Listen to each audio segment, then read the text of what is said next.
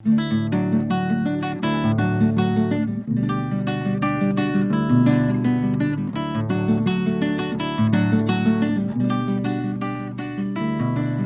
estamos nessas últimas semanas dentro do Sermão do Monte e na semana passada eu compartilhei com vocês uma palavra que foi mais uma exposição geral daquilo que são as bem-aventuranças, que é o trecho inicial, os 12 primeiros versos do capítulo 5, apresentam as bem-aventuranças. E a partir de hoje eu quero lidar com elas, nós não vamos tratá-las uma a uma, mas eu quero lidar com elas em blocos, de forma que a gente possa compreender um pouco daquilo que são essas bem-aventuranças. Só como resumo, introdução e para trazer você ao contexto e ao momento em que nós chegamos, as bem-aventuranças elas são muitas vezes traduzidas como felizes. Mas eu quero insistir e lembrar você daquilo que na semana passada foi falado, que felicidade ou felizes é uma tradução muito simplista para aquilo que as bem-aventuranças significam. Bem-aventurados são pessoas felizes, sim, mas não são felizes porque alcançaram a felicidade, ou porque descobriram o segredo da felicidade, ou porque foram vitoriosos o suficiente para se tornarem felizes. Vai além disso. Os bem-aventurados são aqueles que são felizes porque desfrutam da graça e do favor do Senhor. Então não é uma felicidade adquirida, é uma felicidade concedida. Bem-aventurados são aqueles a quem o Senhor concedeu plenitude nele. Bem-aventurados são aqueles que, por viverem no Senhor, por viverem a graça e o favor de Deus, são plenamente felizes. Então é esse tipo de pessoa que Cristo está apresentando aqui. Esse tipo de pessoa que Cristo está nos mostrando. E quem é esse tipo de pessoa? Todo filho de Deus. Quero te lembrar também que na semana passada eu falei sobre isso, que todo cristão deveria manifestar as bem-aventuranças, não são características ligadas àquilo que nós somos naturalmente, nem ao fato de sermos espiritualmente especiais, ao contrário disso, todo cristão deveria manifestar as bem-aventuranças e manifestar todas elas. Então esse deve ser o nosso alvo, essa deve ser a nossa busca. Nós estamos em busca e nosso alvo é que nós possamos manifestar todas essas bem-aventuranças, que na verdade são o caráter do cristão. O caráter daquele que foi trazido pelo Senhor para dentro do seu reino é ser bem-aventurado. E essas características que apresentam aqui, serem pobres em espírito, chorarem, serem mansos, terem fome e sede de justiça, serem misericordiosos, cada uma dessas características é aquilo que o Senhor está nos moldando para ser, ou melhor, que o nosso relacionamento com o Senhor vai nos tornar. Então esse é o nosso alvo, nós queremos ser como o bem-aventurado, porque o bem-aventurado é aquele que deve ser admirado, não por sua força ou capacidade, mas deve ser admirado porque nele está a graça e o favor de Deus. Eu quero começar essa noite falando das 3 primeiras bem-aventuranças, porque elas formam um bloco que apresentam a nossa identidade com o Senhor. Quem nós somos diante de Deus, como nós nos comportamos diante de Deus. Na última mensagem eu também falei sobre o fato de que, assim como os 10 mandamentos têm uma divisão natural, de que uma parte deles lida com o relacionamento entre o homem e Deus, e uma outra parte entre o relacionamento entre os homens, o Sermão do Monte, melhor ainda, as bem-aventuranças, também têm essa divisão. As primeiras dessas bem-aventuranças lidam com a forma como nós nos relacionamos com Deus. E as últimas lidam a forma como nós nos relacionamos entre nós. Então, para tratar dessa primeira parte, que fala do relacionamento entre nós e o nosso Senhor, eu queria ler com você os 5 primeiros versos desse capítulo 5 de Mateus, onde estão as bem-aventuranças e onde inicia o Sermão do Monte, para que a gente pudesse conversar um pouco. Se você quiser acompanhar na tela, tem a mesma versão que eu estou usando. Se você preferir usar outra versão, fique à vontade. Vendo as multidões, Jesus subiu ao monte e se assentou. Seus discípulos aproximaram-se dele e ele começou a ensiná-los, dizendo: Bem-aventurados os pobres em espírito, pois deles é o reino dos céus. Bem-aventurados os que choram, pois serão consolados. Bem-aventurados os humildes, pois eles receberão a terra por herança. Só lembrando que os 2 primeiros versículos, essa introdução do Sermão do Monte, é uma introdução mais geral do que as bem-aventuranças. Jesus está com uma grande multidão, nós estamos acompanhando cronologicamente os evangelhos e nós vamos percebendo que Jesus vai a cada dia mais tendo ao seu lado um número maior de pessoas. Mas nós também vimos algumas semanas atrás, antes de iniciarmos o estudo do Sermão da Montanha, que Jesus chama os seus discípulos, chama os primeiros discípulos, aqueles que nós conhecemos como apóstolos. Ele os chama para andarem com ele. Então Jesus, no meio dessa grande multidão, sobe a um monte. Nesse monte ele encontra uma planície, um lugar plano, onde ele se assenta. Essa é a posição que os rabinos utilizavam para ensinar. Então Jesus não está se posicionando como um rabino, não é isso, mas ele está se posicionando como alguém que está ensinando, e de uma forma até menos informal, mais formal de ensino. Então Jesus está ali numa postura, mostrando aos discípulos que o que ele está ensinando é algo formal, é algo importante para os discípulos. Os discípulos se aproximam dele e ele instrui os discípulos. Então o alvo dessa mensagem são os discípulos. E ele começa com aquilo que nós conhecemos como as bem-aventuranças. Nós lemos 3. E essas 3 primeiras bem-aventuranças falam da nossa identidade. E Jesus começa e termina as bem-aventuranças com a mesma promessa, a promessa de reino de Deus. Então todas as bem-aventuranças estão meio que encapsuladas dentro dessa promessa de que o reino de Deus é dos bem-aventurados. Toda bem-aventurança tem uma promessa, e essa promessa está ligada àquilo que eu falei sobre sermos felizes porque recebemos o favor e a graça de Deus.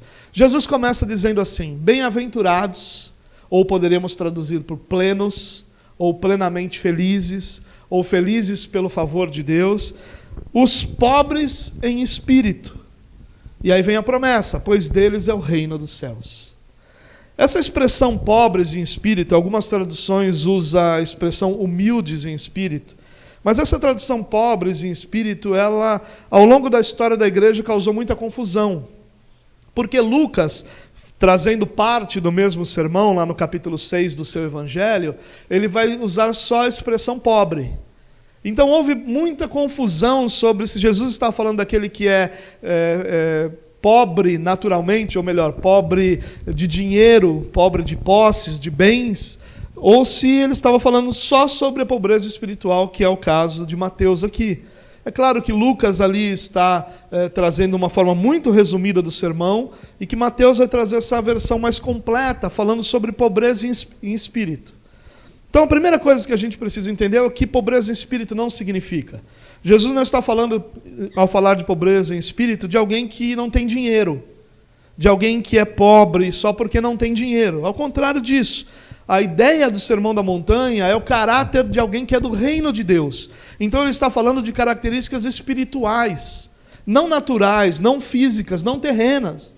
Jesus está falando aqui para aqueles que vivem nesse mundo, mas que são cidadãos dos céus. Ele está falando para pessoas que vivem a vida natural com as responsabilidades, lutas e batalhas que nós temos todos os dias, mas cujo coração está na eternidade, está nos céus, mas que já são o reino de Deus, porque Cristo já habita nele, porque o Espírito de Deus já habita nele, e onde Cristo reina, ali é reino de Deus.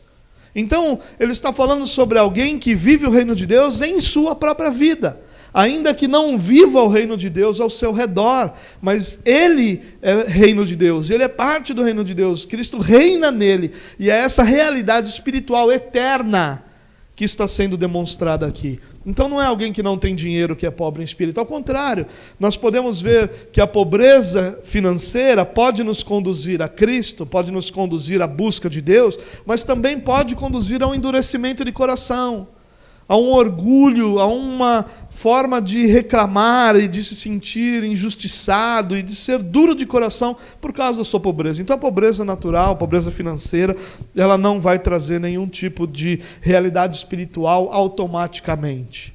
Ele também não está falando aqui do pobre em espírito, daquele que vive com autocomiseração, se sentindo o coitadinho, se sentindo o menor dos menores, aquele que na falsa humildade diz, eu não sou ninguém, eu sou menor dos menores, né? numa forma de demonstrar, e às vezes a pessoa está tão ansiosa por dizer que ele é o menor dos menores, né? Que demonstra que na verdade ele não é nada disso, é só uma falsa humildade. Não é essa a ideia. Não é a ideia também daquele grupo que acabou se tornando o grupo dos monásticos, né? que acabaram imaginando que pobreza espiritual é se afastar de tudo que o mundo tem e viver na maior pobreza, ou de repente de um dos grupos católicos que faz esse voto de pobreza e vive nesse voto de pobreza como se o dinheiro fosse um inimigo das pessoas. Não é esse tipo de realidade que Cristo está falando aqui. Cristo está dizendo que plenamente felizes são aqueles que reconhecem que por mais esforço que façam, por mais talento que tenham, por mais trabalho que realizem, eles são incapazes de por si só, de por sua própria força, de por sua própria capacidade, alcançarem o favor de Deus.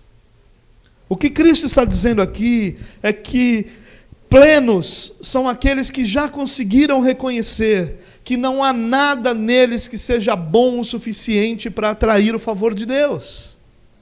Que já reconheceram que não há nada que eles façam que traga a admiração do Senhor ou traga uma recompensa automática do Senhor. Não.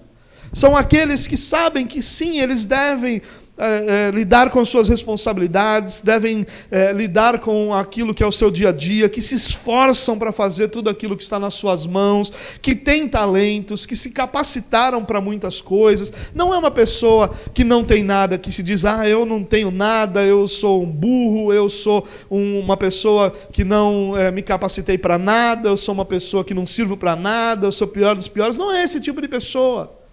Mas é aquele que sabe que não importa o que ela seja a pessoa mais instruída, mais capacitada, mais esforçada no seu trabalho, mais responsável nas suas tarefas, tudo isso é incapaz de atrair o favor de Deus, de merecer o favor de Deus, de conquistar o favor de Deus.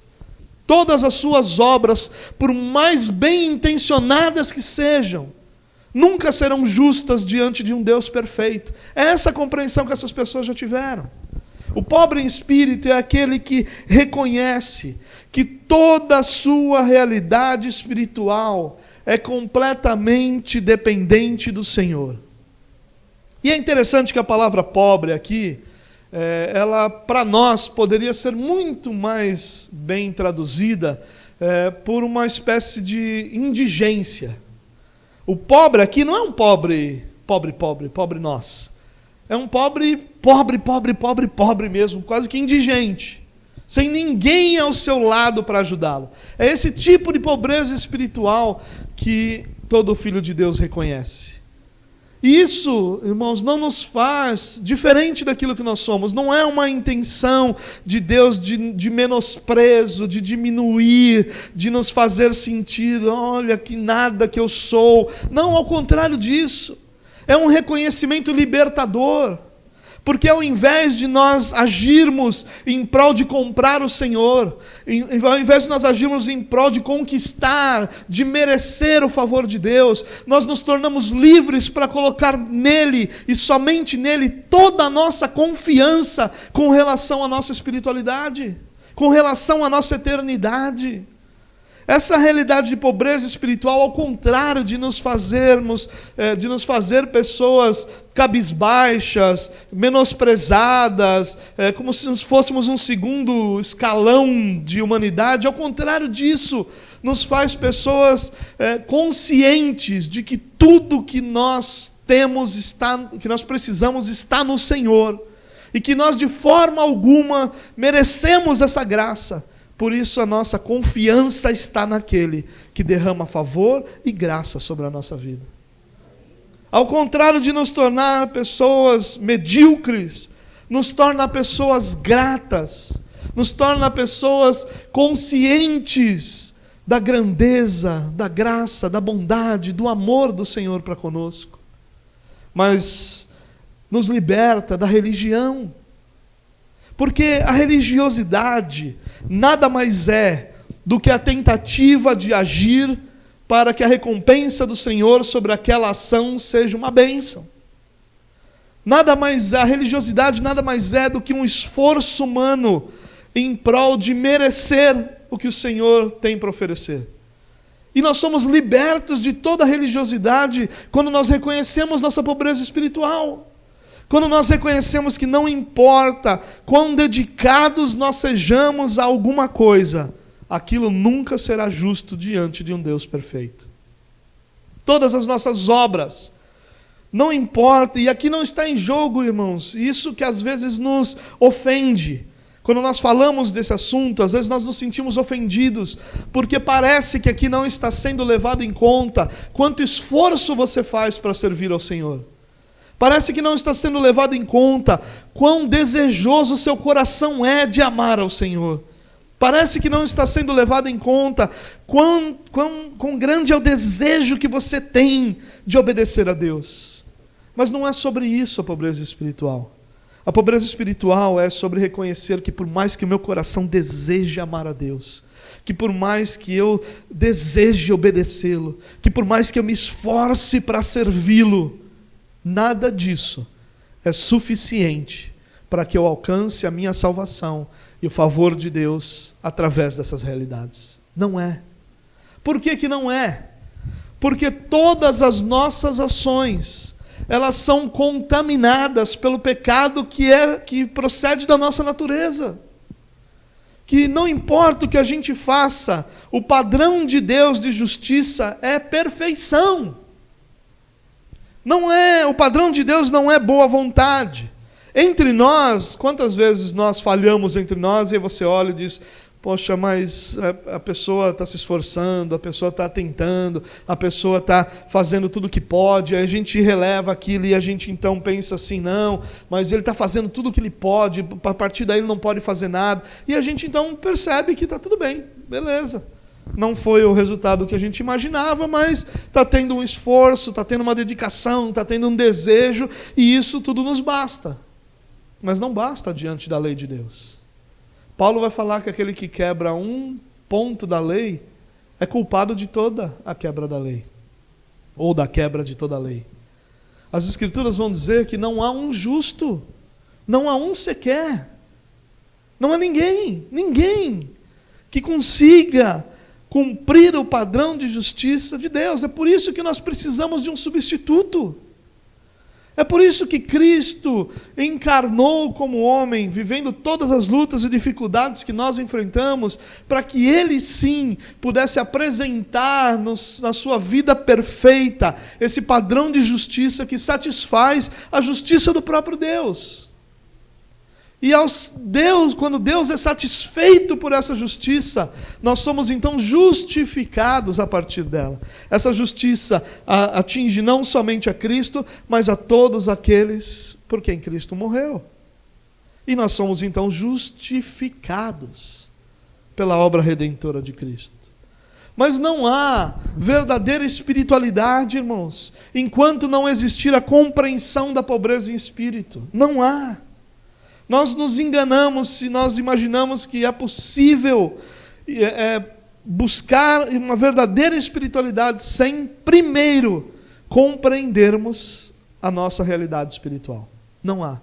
O ponto de partida para toda a espiritualidade, e escute o que eu vou dizer a você, e a minha esperança é que o Senhor fale conosco essa noite. Escute o que eu vou dizer a você. Talvez você, na sua luta por uma espiritualidade mais elevada, ou mais desenvolvida, ou mais madura, esteja se frustrando nessa tentativa que não alcança o resultado que você busca. Talvez você esteja tentando orar mais, talvez você esteja tentando ler mais, talvez você esteja tentando participar mais, mas você enfrenta barreiras que te impedem dessas realidades. E aí você então se frustra com tudo isso. Não é possível, quem sabe, o fracasso da nossa tentativa de uma espiritualidade mais profunda não seja o fato de que nós ainda não alcançamos o ponto de partida. E o ponto de partida é impossível que qualquer coisa que nós façamos seja reconhecido como justiça diante de um Deus perfeito. A nossa justiça é dependente da justiça de Cristo Jesus, o nosso Redentor. E enquanto nós não partirmos do princípio de que nós somos indigentes quando o assunto é espiritualidade, nós não vamos colocar nossa confiança plenamente em Cristo. E talvez seja isso que nos falte. Talvez o que nos falte seja a compreensão de que eu não mereço o favor de Deus, não importa quanto eu me esforce, não importa quanto eu tente, não importa quanto eu deseje, mas o que eu preciso, e a única coisa que eu preciso é da graça e do favor de Deus. Enquanto eu não perceber que é impossível que eu mereça, que eu alcance, que eu tenha méritos no meu relacionamento com Deus, eu nunca vou ter a espiritualidade correta diante do Senhor. E por isso que muitas vezes a nossa espiritualidade é como uma gangorra.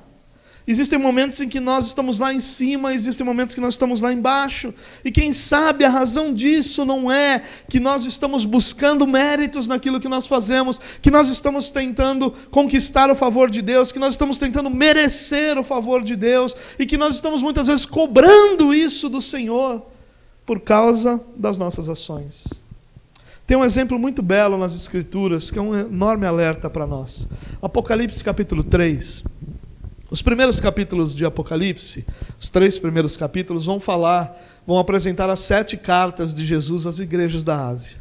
A última dessas 7 cartas é a carta à igreja de Laodiceia. E Jesus, então, ao falar para essa igreja, vai dizer: você diz, estou rico, abastado e não preciso de nada. E aí, o que Jesus está dizendo é que a compreensão daquela igreja é que eles já tinham tudo o que precisavam, de que tudo aquilo que era necessário para que eles continuassem vivendo já estava diante deles. E aqui nós podemos colocar que algumas daquelas pessoas confiavam que já tinham dinheiro suficiente para sustentar suas vidas. Outros confiavam que a sua educação, que a sua preparação, que a sua capacitação era suficiente para que eles enfrentassem sua vida. Talvez outros confiassem que a sua experiência, que a experiência de vida que eles tinham era suficiente para que eles tivessem a sua realidade de vida. Outros talvez confiassem que o seu conhecimento das Escrituras ou que a sua fé era suficiente para que eles enfrentassem ali o restante da sua vida. E Jesus vai dizer para ele: não sabes, porém, que é pobre, cego, miserável, que estás nu, que é digno de compaixão. E aí Jesus diz: se arrependa disso. A igreja estava achando que o que eles precisavam para tocar a sua vida, eles tinham nas coisas materiais. E aí Jesus está dizendo: vocês estão enganados. O que vocês precisam para tocar a vida de vocês sou eu. É isso que Jesus está dizendo. Pobre em espírito é aquele que sabe do seu esforço, sabe da sua capacidade, sabe que o próprio Senhor o capacitou para muitas coisas, mas que sabe que nada disso é suficiente para um amadurecimento da sua fé. Por isso ele coloca plenamente sua confiança no Senhor. E a promessa de Jesus para esses é que o reino dos céus é deles. Aqueles que depositam no Senhor, plenamente depositam no Senhor a sua esperança, são cidadãos do reino dos céus. São esses que o Senhor edifica. É através desses que o Senhor edifica. São esses que fazem parte daquilo que Deus está construindo. Irmãos, pobreza espiritual não é nós andarmos pelos cantos cabisbaixos, nos sentindo um nada.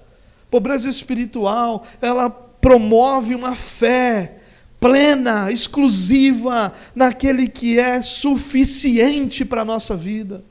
Pobreza espiritual nos faz tirar toda a nossa confiança de qualquer outra coisa. E não é abandonar isso, é não confiar nisso. Você lembra quando o texto bíblico diz: maldito é o homem que confia no homem? Um dos textos mais mal interpretados que as Escrituras têm. E as pessoas vão dizer: está vendo, você confiou no outro, maldito é o homem que confia no outro. E o texto não fala nada disso. O texto diz: maldito é o homem que confia na sua própria força, que tem no seu braço forte a sua própria força, a sua certeza, a sua esperança. É isso, é o oposto da pobreza espiritual. Aquele que não é pobre espiritual, aquele que é orgulhoso, espiritualmente orgulhoso, ou espiritualmente arrogante, que seria o oposto aqui do humilde, do pobre de espírito, é aquele que confia na sua força. É aquele que confia que a vida que ele está vivendo o habilita para receber as bênçãos de Deus, o habilita, o capacita para ser o receptáculo das bênçãos de Deus, os dá mérito a ele, para que ele então receba as bênçãos do Senhor. Esse é o que não é pobre espiritualmente. O pobre espiritual sabe que ele tem muitas responsabilidades, muitas demandas, que seu coração está ardendo em obedecer ao Senhor, que ele deseja ardentemente servir ao Senhor, que ele deseja ardentemente obedecê-lo, mas que se o Senhor não o capacitar, ele nunca fará isso.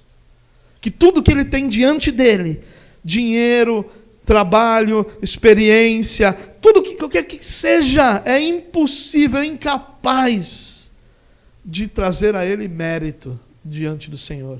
Por isso ele coloca a sua confiança plena em Jesus Cristo.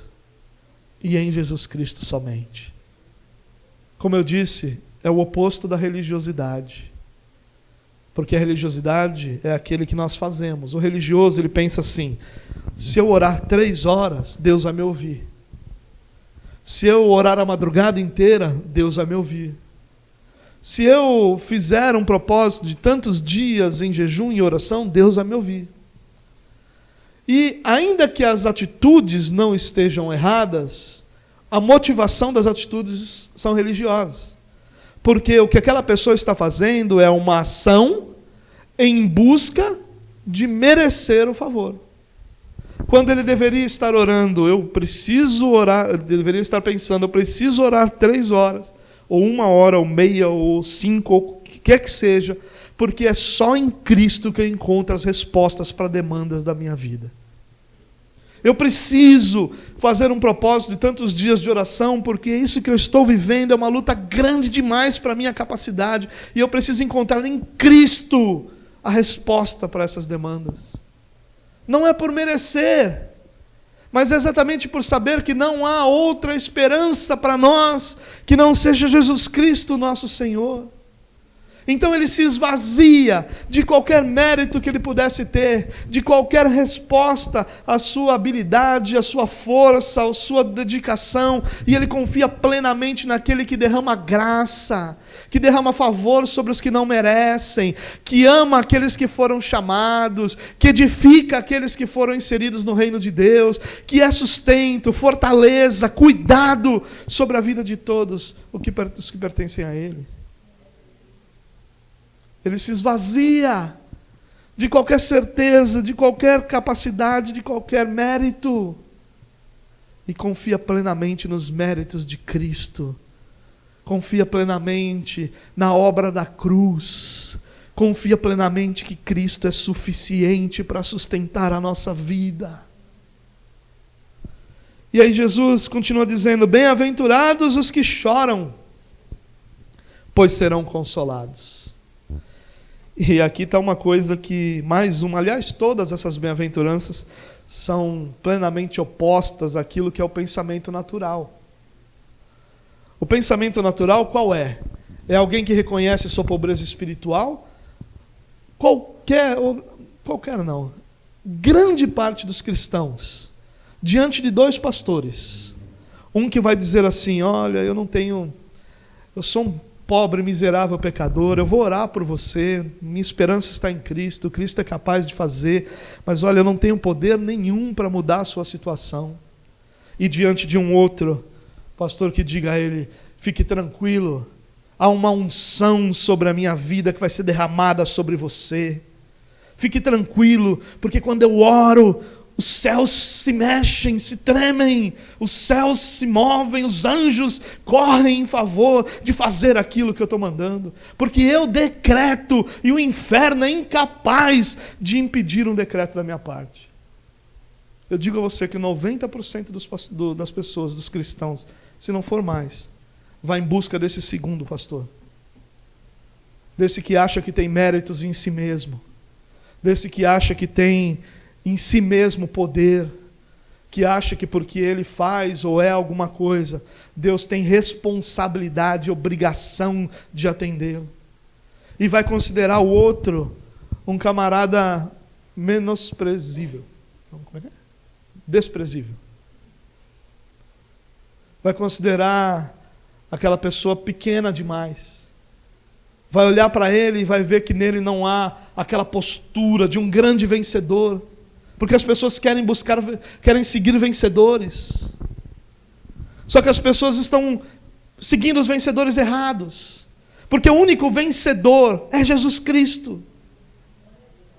É esse o vencedor. E um verdadeiro pastor será aquele que vai dizer para você: olha lá, o Cordeiro de Deus que tira o pecado do mundo. Não segue a mim não, segue a Ele.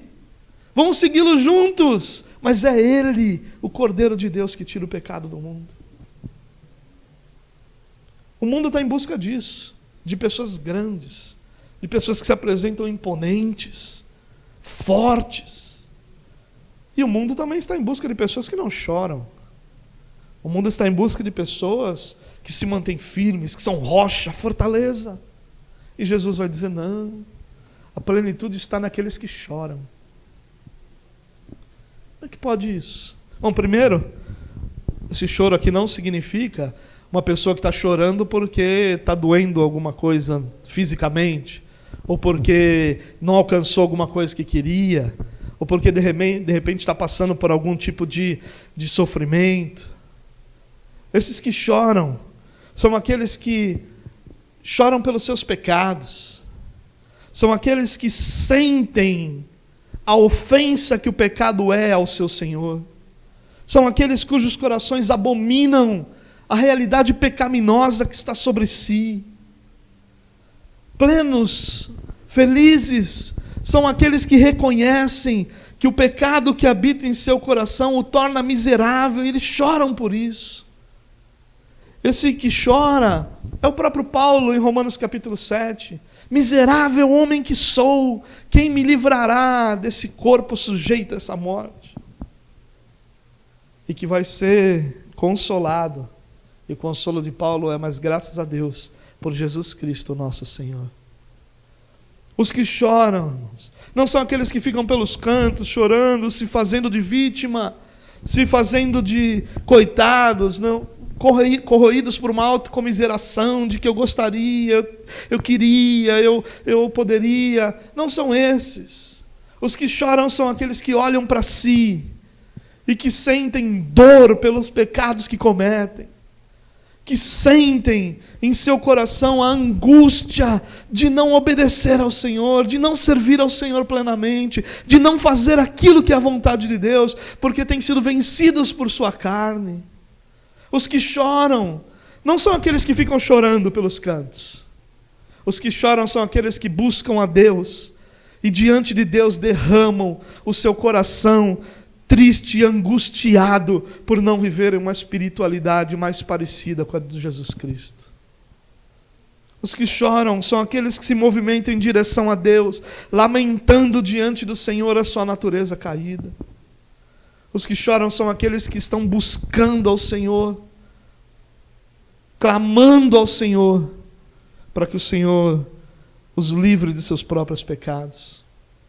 Ah, irmãos, como o pecado tem se tornado algo tão sem importância entre nós, como nós pecamos sem a menor dor em nosso coração, sem o menor pesar em nosso coração, como nós abraçamos realidades pecaminosas, posturas pecaminosas, uma vida pecaminosa, e nem sequer lamentamos por causa disso. Ao contrário, ainda nos levantamos de forma como se estivéssemos corretos, e ainda nos posicionamos como se aquilo que nós estamos fazendo ou vivendo não tivesse importância. Tudo que Cristo fez, toda a obra de Cristo, tem uma única razão: o nosso pecado. Cristo precisou morrer na cruz em nosso lugar por uma única razão: o nosso pecado. Não é porque Ele tinha algo para provar, não é porque nós éramos tão valiosos que valíamos a pena a morte de Cristo, não é nada disso. Cristo morreu por nós, por causa do nosso pecado.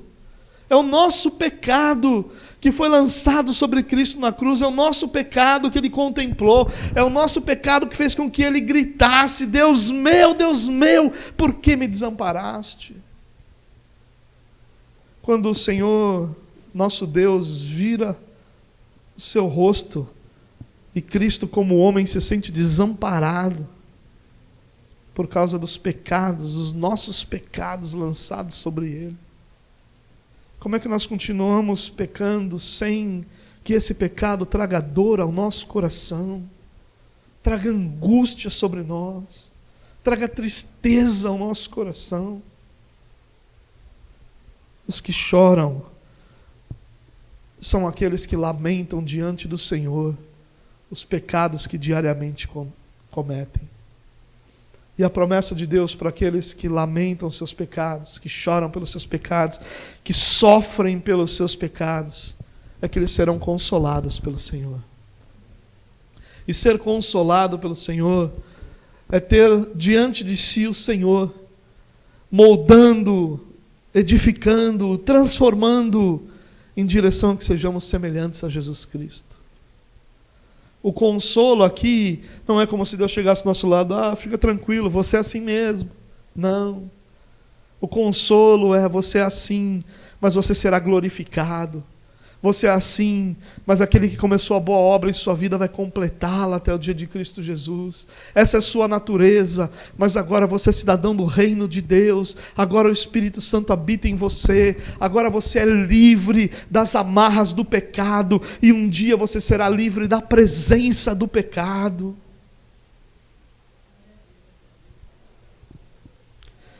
Bem-aventurados os humildes, pois eles receberão a terra por herança. Eu quero usar nesse versículo 5 aqui uma tradução diferente de humildes. Humildes talvez seja a tradução mais literal naquilo que é escrita. Mas a palavra manso, que é usada em muitas outras traduções, se encaixaria melhor aqui. Ele vai dizer que plenos são os mansos. E o que é ser manso? Ser manso não é ser só calmo. Ser manso não é ser aquele que não reclama, aquele que não explode, aquele que não conversa quando é confrontado. Não é isso que é manso. A nossa impressão de mansidão é aquele camarada que abaixa a cabeça para todas as coisas. Não é isso que é manso. E por que não é isso? Porque o maior exemplo bíblico de mansidão é Moisés. Claro que Jesus vai ser o exemplo pleno, aquele exemplo superior a todos os outros. E ele diz que ele é manso e humilde de coração. Mas nós vamos encontrar Moisés sendo apresentado como o homem mais manso da terra. Mas Moisés não era o homem mais calmo da terra. Ser manso é a pessoa mansa é aquela pessoa que está no meio das suas lutas, no meio das suas dores, no meio das suas batalhas. Mas ele é paciente, porque ele sabe que Deus está governando, e ele é submisso, sabendo que Deus vai mudar aquela realidade no momento em que ele desejar. Manso é alguém que é submisso ao Senhor, como alguém que governa todas as coisas. Essa é uma característica muito difícil para nós. Porque nós, principalmente em nosso tempo, onde nós vivemos num tempo em que a grande realidade das pessoas é cobrar os seus direitos. Aquele momento em que as pessoas, ao invés de se submeterem a Deus, elas só fazem o que desejam. Elas só fazem o que querem. Elas simplesmente não conseguem entender, não conseguem aceitar, não conseguem perceber que todas as realidades da nossa vida estão debaixo do governo de Deus. E elas se levantam de forma revoltada e, infelizmente, no nosso meio cristão, nos últimos anos tem sido ensinado isso, que nós devemos nos revoltar contra a nossa situação, revoltar contra a nossa realidade, porque o que Deus quer para nós é algo maior. E o discurso parece até correto. Mas Jesus diz que esse camarada que está sempre revoltado contra tudo, sempre inquieto contra tudo, é alguém que vive de forma infeliz, de forma incompleta, de forma que não é plena. Ele até encontra felicidade em cada situação que ele se revolta e muda, mas essa felicidade é circunstancial. E Jesus diz que pleno é aquele que é paciente e satisfeito. Essas duas palavras, elas vão representar o manso. Ele é paciente, porque ele sabe que Deus ainda está realizando a obra na sua vida, mas ele é satisfeito com tudo aquilo que Deus já fez e com todas as promessas que Deus já declarou sobre a sua vida. Nós precisamos ir em busca disso, irmãos, em busca dessa mansidão. Nós, como cristãos, precisamos ser pacientes naquilo que Deus está fazendo. Deus está edificando a nossa vida, moldando a nossa vida. Paulo vai falar da nossa vida como uma obra que Deus está realizando. E uma obra que Ele vai completá-la ainda, que ainda está em processo, que ainda está em andamento. Nenhum de nós já foi plenamente transformado pelo Senhor. Nós precisamos ser pacientes, porque tudo aquilo que Deus prometeu, Ele cumpriu o tempo todo. E a promessa que há para nós cristãos é a de sermos feitos à imagem de Cristo. E nós precisamos ser pacientes nisso. Deus está moldando você. Até nesse momento, um momento como esse de palavra, onde você está impaciente ao ouvir, onde você está preocupado com outras coisas, pensando em outras coisas, de repente aí preocupado com o seu celular agitado aí ao seu lado, e você está, meu Deus, eu preciso realizar coisas, preciso fazer coisas. Deus está moldando sua vida. Deus está trabalhando sobre a sua vida. Deus está moldando você. Tenha paciência e seja grato, esteja satisfeito por tudo aquilo que Deus já fez. Olhe para a sua vida lá atrás, irmão. Olhe para o que era a sua vida lá atrás. Olha para o que era, que esperança que havia para você lá atrás. E olha tudo que Deus já fez. Está longe do que você gostaria? Tá. Imagine do que Deus gostaria. Está mais longe ainda. Mas Deus continua trabalhando. Seja grato pelo que Ele já fez. Seja satisfeito, satisfaça-se nas promessas de Deus. Ele não vai abandonar nenhum dos seus filhos no meio do caminho. Ele não vai abandonar nenhum dos cidadãos do reino de Deus como se não fizesse mais parte. Ao contrário disso, cada um dos seus filhos, cada um dos que Ele atraiu, Ele está moldando, edificando, amadurecendo e vai tornar cada um de nós a imagem do nosso Senhor Jesus Cristo. Confie no Senhor, descanse no Senhor. Seja manso, irmão. Seja manso, paciente e satisfeito. Isso quase que é um mantra, né? No meio da crise, paciente e satisfeito.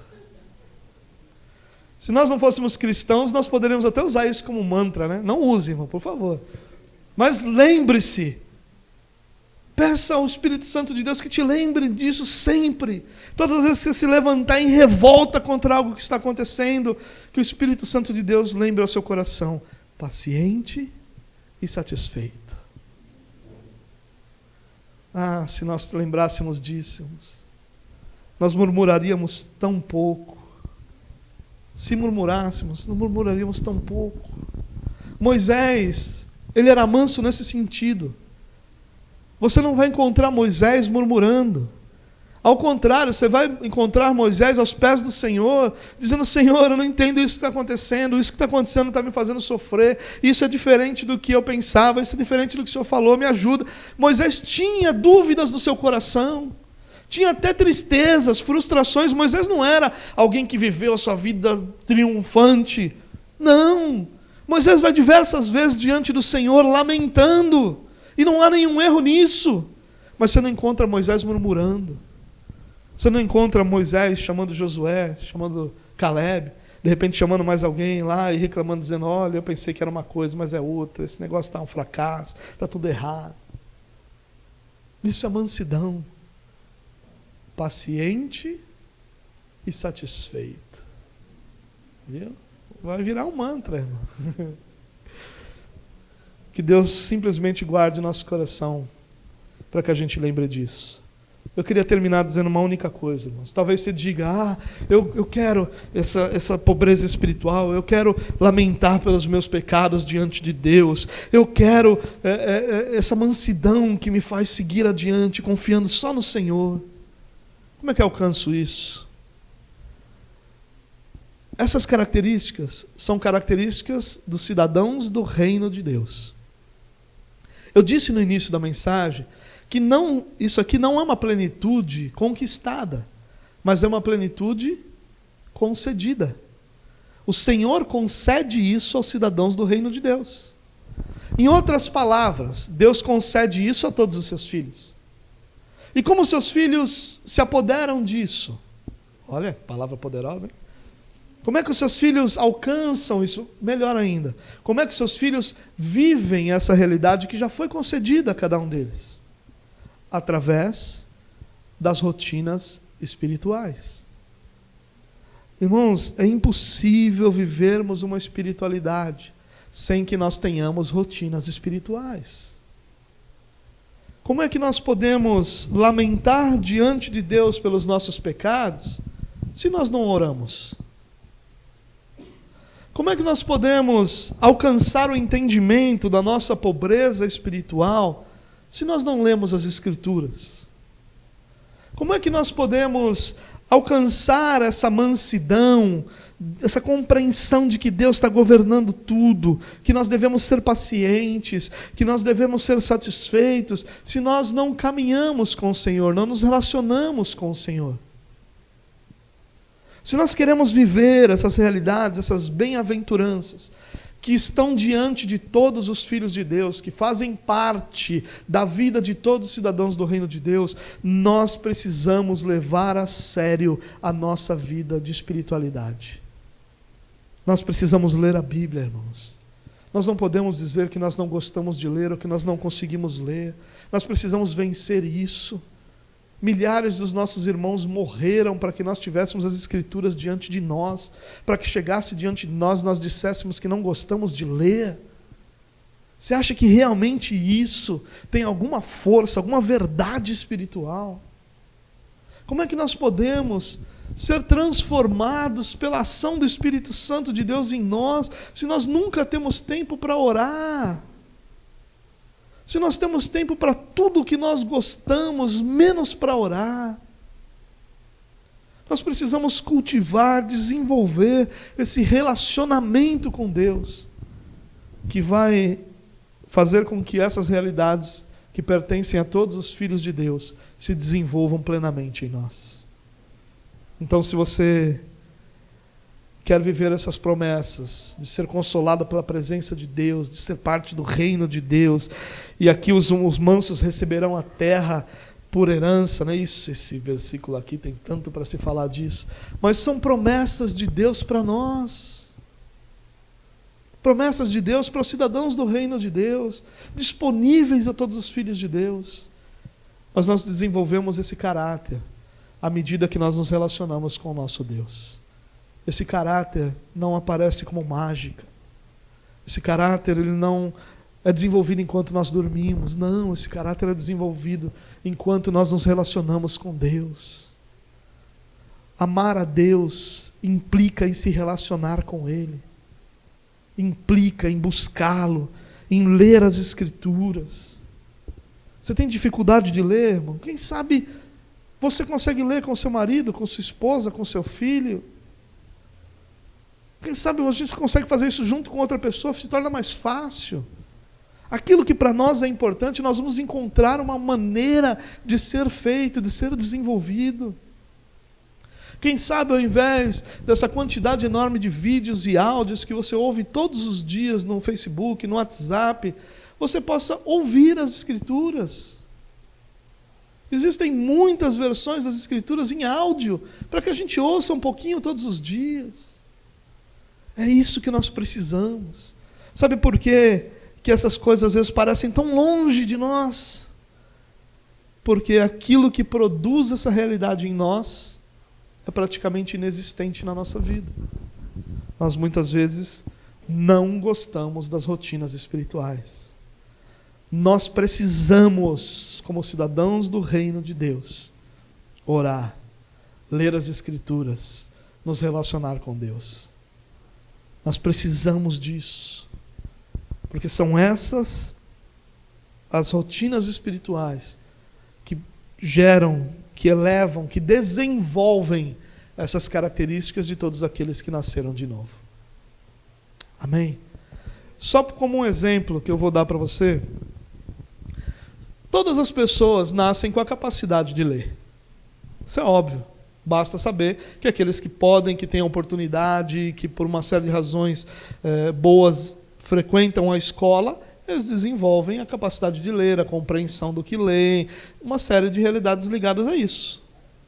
Só que se essa mesma pessoa que nasceu e que tem a capacidade de ler não frequentar a escola, e ela for tirada da escola por uma série de razões, ela não vai ler. Ela não vai saber ler. Ainda que ela tenha nela a capacidade de ler. E é a mesma coisa nas rotinas espirituais. Ao nascermos de novo, nós somos dotados pelo Senhor desse caráter. Mas esse caráter ele só vai se desenvolver à medida que nós, como cidadãos do reino de Deus, vivemos como cidadãos do reino de Deus. Nós estamos debaixo de um rei, é ao rei que nós nos reportamos.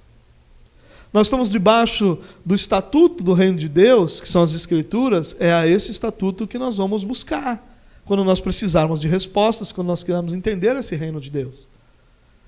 É uma situação muito semelhante. Deus nos dotou com esse caráter, e esse caráter vai sendo desenvolvido à medida que nós nos relacionamos com Deus. Nada é mais importante na nossa vida do que nos relacionarmos com o Senhor. E que o Senhor nos dê graça para que a gente possa desenvolver essa vida, desenvolver essa espiritualidade, desenvolver essas características do reino de Deus, para a glória de Deus.